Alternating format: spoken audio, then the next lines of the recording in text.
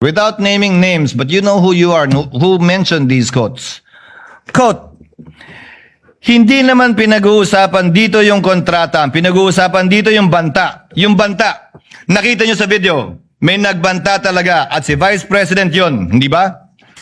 If this was stated by a spokesperson or any third-party observer, it would not have been a problem. But this was stated by a counsel of record.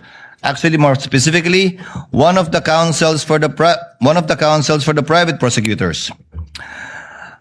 Quote, the country witnessed what I have been saying all along. The complaint is not supported by evidence. An impeachment proceeding should be grounded on credible evidence, not speculation, manufactured narratives, or unsupported allegations. The rule of law depends on facts, not fiction. Quote, meron ba talagang kinausap na mamamatay tao?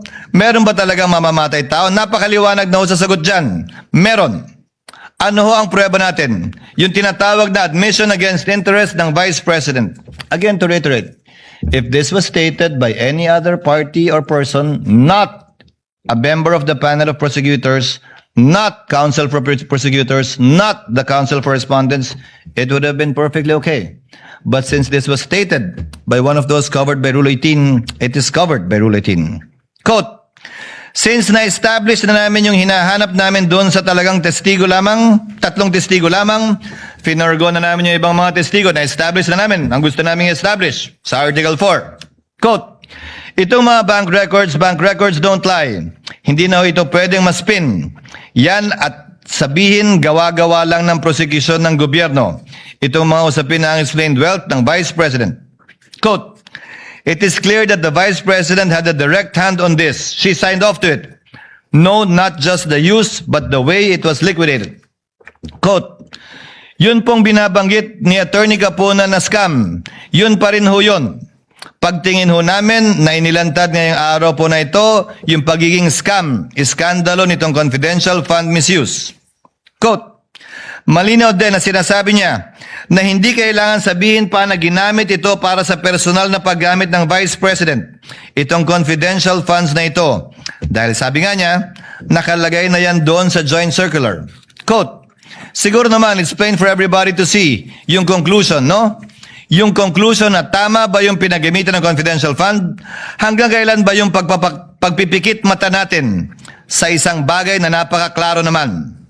Quote, to be fair, let's wait for their defense if they have any or their evidence. But so far as we are concerned, our position, you violated the public trust. Fraudulent liquidation, so you have violated the law. You already betrayed the people's trust. Quote, sa totoo lang po, yung testimonya ni Ms. Acosta na nagsasabing si Pangalawang Pangulo Duterte mismo ang nagbigay ng utos na ibigay ang 125 kay Colonel Lachica. Sapat na ho yun doon sa pagpapakita ng maling paggamit ng confidential fund. Quote, to us it's a scam that was masterminded by the Vice President.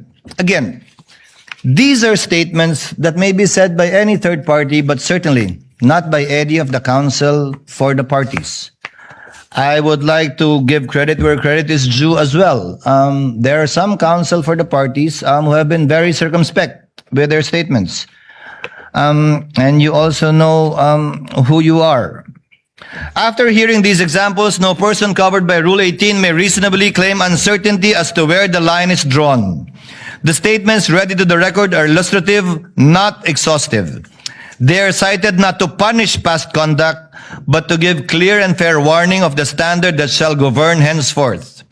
As the Chair stated in my opening statement, the discretion entrusted to this court will be exercised with a steady hand, liberal where justice permits, but exacting where fairness, due process, and the integrity of these proceedings demand.